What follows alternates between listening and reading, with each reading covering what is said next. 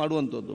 ಅದನ್ನು ತಾವು ಆದಷ್ಟು ಸಂಕ್ಷಿಪ್ತವಾಗಿ ವಿಚಾರಣೆ ಹೇಳಿ ಅವ್ರಿಗೆಲ್ಲ ಮಾತನ್ನೆಲ್ಲ ಕೇಳಿಕೊಂಡು ಅದು ಉತ್ತರ ಕೊಡೋ ಮಾನ್ಯ ಮುಖ್ಯಮಂತ್ರಿಗಳು ಉತ್ತರ ಕೊಡ್ತಾರೆ. ನಾನು 30 ನಿಮಿಷಕ್ಕಿಂತ ಹೆಚ್ಚು ತೊಗೊಳ್ಳೋದಿಲ್ಲ. ಓಕೆ, ಸ್ವಲ್ಪ ಸೀರಿಯಸ್ ಆಗಿ ಇದು ಮಾಡಂತ ಹೇಳಿ ಎಲ್ಲ ನಿಮ್ಮ ಸದಸ್ಯರು ಮಾತಾಡತ್ತಾರೆ. ಯಾರು ಮಾತಾಡಬೇಡಿ.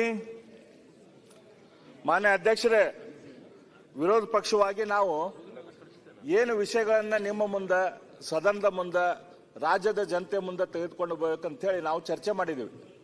ವಿಷಯಕ್ಕಿಂತ ಮೊದಲು ನಮಗೆ ಒಂದು ವಿಷಯಗಳನ್ನು ಪಟ್ಟಿ ಮಾಡಿದ್ರೆ ನಮಗೊಂದು 3 ಪೇಜದ ವಿಷಯಗಳ ಪಟ್ಟಿ ಆಯ್ತು, ಏನೇನು ಮಾತಾಡಬೇಕು ಅಂತೇಳಿ.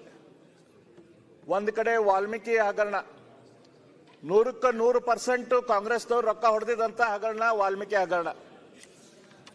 ಇನ್ನೊಂದು ಕಡೆ SC/STಗಳು, ಪರಿಶಿಷ್ಟ ಪಂಗಡ, ಪರಿಶಿಷ್ಟ ಜನಾಂಗದ ದುಡ್ಡನ್ನ 45-46% ಅನ್ನ ದುಡ್ಡನ್ನ ಅವ್ರಿಗೆ ತೆಗೆದಿಟ್ಟಂತ ದುಡ್ಡನ್ನ ಹೊಡೆದು ಅದನ್ನ ಗ್ಯಾರಂಟಿಗಳಿಗೆ ನೀವು ಹಾಕಿದ್ರಿ. ಇನ್ನೊಂದು ಕಡೆ ಮೂಡಾದು ಬೇಲಿನ ಎದ್ದು ಹೊಲ ಮೊಯ್ದಂಗ ಇವತ್ತು ಮುಖ್ಯಮಂತ್ರಿಗಳೇ ತಮ್ಮ ಹೆಂಡತಿಗೆ ಜಗವನ್ನು ಕೊಟ್ಟು ಬಿಟ್ಟಿದ್ದಾರೆ. 14 ಪ್ಲಾಟ್ಗಳನ್ನು 64 ಕೋಟಿ ಅವ್ರ ಬಾಯಲ್ಲೇ ಬಂದಂತ ದುಡ್ಡಿನ ಹಣ 64 ಕೋಟಿ ರೂಪಾಯಿ ಹೊಡೆದಿದ್ದಾರೆ. ಇನ್ನೊಂದು ಕಡೆ ಲೇಬರ್ ಡಿಪಾರ್ಟ್ಮೆಂಟ್ 300 ಕೋಟಿ ರೂಪಾಯಿ ಲೇಬರ್ ಡಿಪಾರ್ಟ್ಮೆಂಟಿನ ಹಗರಣ. ಇನ್ನೊಂದು ಕಡೆ DCC ಬ್ಯಾಂಕು, ರೈತರ ಬ್ಯಾಂಕು, ಅದರಲ್ಲಿ 2,000 ಕೋಟಿ ಹಗರಣ.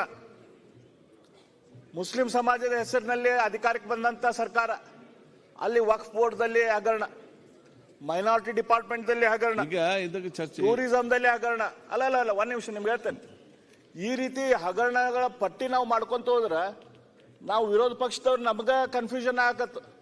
ನಾವು ಏನು ವಿಷಯ ಸದನದ ಮುಂದೆ ಮಾತಾಡಬೇಕು, ಏನೇನು ವಿಷಯ ಜನರ ಮುಂದೆ ಒಯ್ಬೇಕಂತೆ, ಅಷ್ಟು ದೊಡ್ಡ ಪಟ್ಟಿ ನೀವು ಸರ್ಕಾರದವ್ರು ನೀವು ನಮ್ಮ ಕೈಯಾಗ ಕೊಟ್ಬಿಟ್ರಿ ಮಾಡಾಕ.